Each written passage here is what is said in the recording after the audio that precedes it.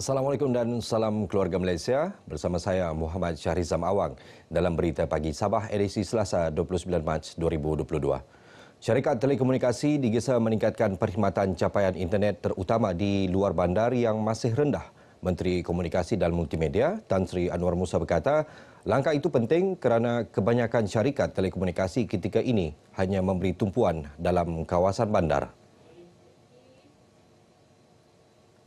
Menurutnya, syarikat komunikasi yang mendapat keuntungan besar setiap tahun seharusnya mengambil inisiatif membangun dan menaik taraf kualiti internet sedia ada.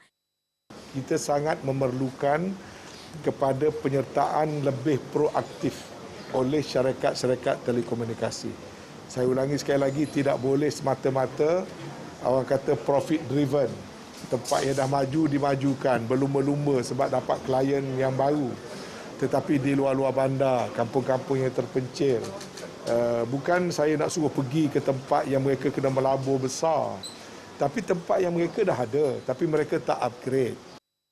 Tan Sri Anwar bercakap kepada pemberita selepas lawatan di Pusat Ekonomi Digital PEDI Kampung Langkuas, Kinarut mengenai jelajah kembara konektiviti di Papar. Beliau berkata ia bertujuan meninjau usaha menambah baik liputan dan kualiti perkhidmatan internet sekaligus mendapatkan maklum balas daripada masyarakat setempat.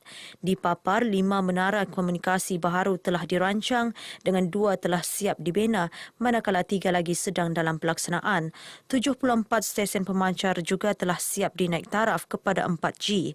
Sejumlah 3,570 premis di Papar bakal mendapat rangkaian gentian optik. Kementerian Pertanian dan Perikanan Sabah sentiasa memastikan bekalan makanan mencukupi dan keselamatan makanan adalah terjamin serta dipertingkatkan bagi tujuan ekspor. Ia bagi menjamin sektor ini berdaya saing dan mampu mengurangkan bil import makanan. Menteri Pertanian dan Perikanan Datuk Seri Panglima Dr. Jeffrey G. Kitingan turut menyeru pengusaha agar memanfaatkan fasiliti disediakan untuk menghasilkan produk bermutu dan berdaya saing ke arah ekspor. Memastikan pengeluaran dan penyembelian binatang dan ruminan ini dapat dibuat dengan bersih, dengan lebih produktif. Nah, ini juga akan meningkatkan pengeluaran ruminan di Sabah ini untuk kita memenuhi keperluan permintaan domestik dan diharapkan selebihnya kita akan ekspor. Beliau berkata demikian dalam sidang media selepas merasmikan Rumah Penyembelihan Haiwan RPH Ruminan Kota Belud, Sabah. Sementara itu, antara lain masalah penurunan bilangan ternakan berpunca peningkatan kos operasi iaitu bergantung penuh dengan kos bahan makanan mentah seperti jagung, soya dan gandum yang diimport.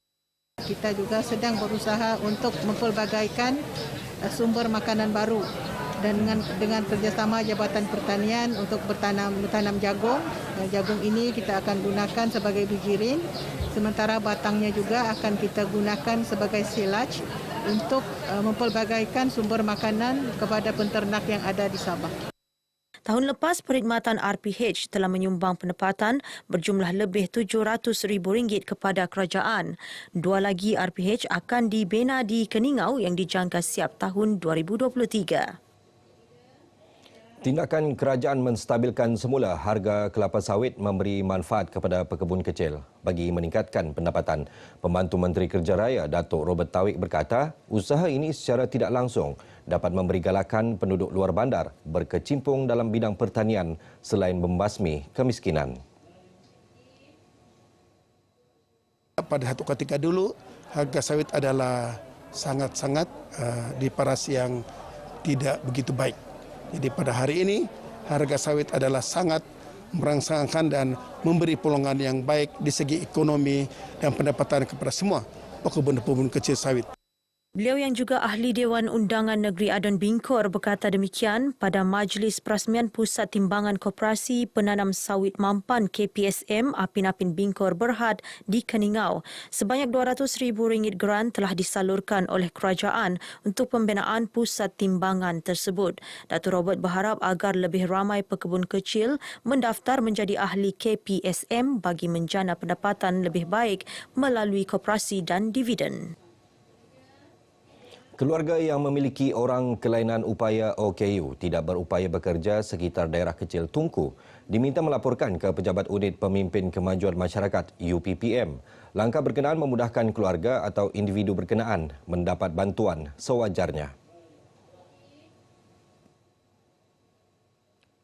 Kita ambil borang dan ajukan kepada pihak Jabatan Kebajikan ya, melalui unit UPPM akan terus membantu kepada saya. Itu kita sentiasa menasihatkan kepada kepimpinan kita, khasnya Ketua Kampung dan GPKK ya, supaya ada di golongan OKU dan juga yang memang betul-betul memerlukan bantuan.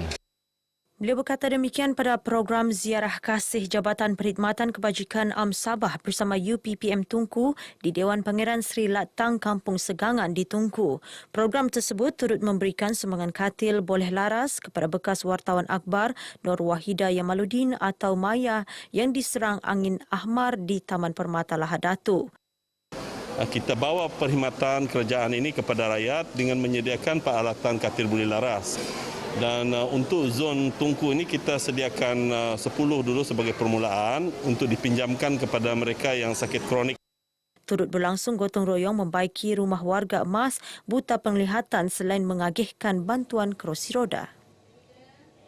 Seramai 140 keluarga di Kampung Memanjang Beluran terima sumbangan Persatuan Keluarga Polis Perkep Polis Diraja Malaysia PDRM Daerah Sandakan dengan badan-badan bukan kerajaan NGO di negeri ini.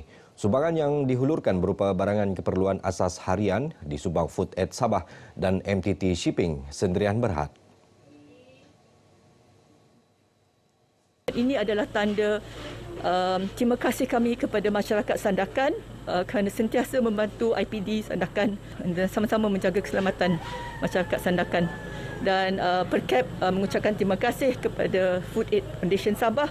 Sini selalu banjir, kebanyakan orang susah. Kita akan atur semua hantar datang sini untuk bantu semua orang kampung sini. Saya sangat terima kasih lah karena ini pun saya pikir pun memang lebih, bukan lagi lebih, memang semua orang pun kena bagi. Terima kasih pada pihak yang berkenaan kerana menyampaikan bantuan ini. Bantuan ini bukan saja dapat membantu meringankan beban beberapa penduduk kampung yang mengalami banyak kesusahan. Sumbangan berupa kotak makanan ini diadakan sempena sambutan Hari Polis ke-215 tahun bagi peringkat Sandakan. Baik, sedikit perkembangan sukan untuk berita pagi Sabah. Pasukan Sungai Api FC muncul juara kejohanan futsal Piala Tan Sri Musa Aman apabila menewaskan pasukan Balbus FC selaku naib juara. Pemenang tempat ketiga dan keempat masing-masing disandang pasukan Nuri JRFC dan Rasta FC. Pengerusi penganjur kejohanan Awang Safari Awang Sapar yakin aktiviti seumpama dapat membudayakan aktiviti kesukanan di kalangan belia di kawasan berkenaan. InsyaAllah pada tahun depan kami akan mengadakan kejohanan di tempat yang sama jugalah, insyaAllah, untuk belia-belia di kawasan Libaran. InsyaAllah acara ini kan kami adakan acara tahunan lah untuk sempena Piala Tan Sri. Sebanyak 107 pasukan futsal mewakili kawasan Libaran dan Sungai Sibuga menyertai kejohanan bermula 19 Mac lalu di gelanggang futsal PPR Muhibah, rancangan Sungai Batu 12 Sandakan dan Taman Merpati Batu 7 Sandakan. Baik, sekian berita pagi Sabah untuk kali ini. Keluarga Malaysia, saya Muhammad Charizam Awang. Assalamualaikum dan salam hormat. Saya ucapkan selamat Hari RTM kali yang ke-76. Semoga RTM akan terus menjadi taman setia anda, maju jaya dan menyampaikan informasi yang tepat kepada masyarakat. Semoga RTM terus cemerlang menyampaikan informasi yang tepat dan sahih kepada masyarakat. Selamat menyambut Hari RTM ke-76. Teman setia anda. Selamat Hari RTM yang ke-76, terus unggul. Selamat Hari RTM yang ke-76, terus unggul. Selamat Hari RTM ke-76, terus unggul.